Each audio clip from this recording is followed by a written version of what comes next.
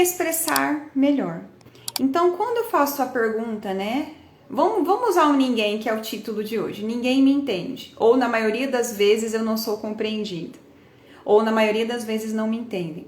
Como me expressar melhor? Quando eu faço essa outra pergunta, é muito interessante porque eu já estou assumindo a responsabilidade pela minha própria comunicação. Como que o outro vai me entender?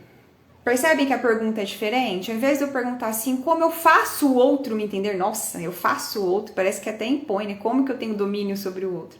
Então, ao invés de eu perguntar como eu faço o outro me entender, é como eu me expresso. Então, eu já estou trazendo a responsabilidade para mim.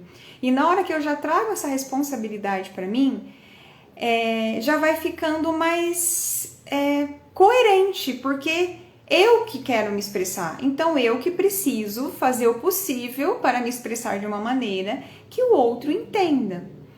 Ah, Dani, então quer dizer que eu tenho que ter uma fala perfeita? O que é uma fala perfeita? Talvez uma fala perfeita que houve a comunicação.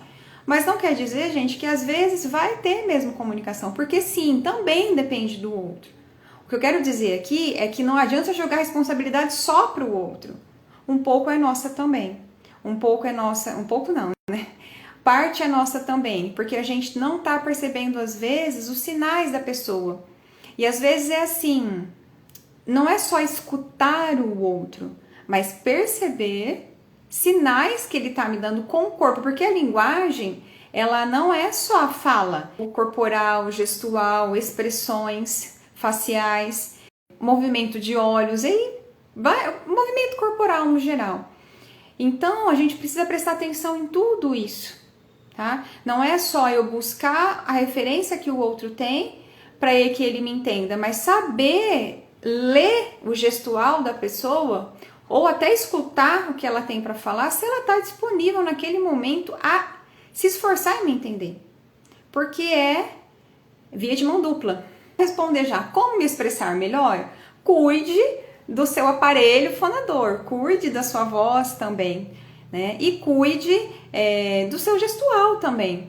Às vezes você quer passar uma coisa para a pessoa, mas você está fazendo um outro gestual, né? Às vezes você fala para a pessoa que concorda, mas sua cara, assim, sua expressão tá nítida que você não concorda, né? Então cuide de como você faz isso e cuide da própria meio de linguagem, que no caso a voz, a fala, que é o nosso principal, assim, o que a gente mais percebe, não que seja o principal. A gente se comunica mais com gestos do que com a própria fala. Hoje nós vamos falar sobre escutar. Então, ninguém me entende como expressar melhor.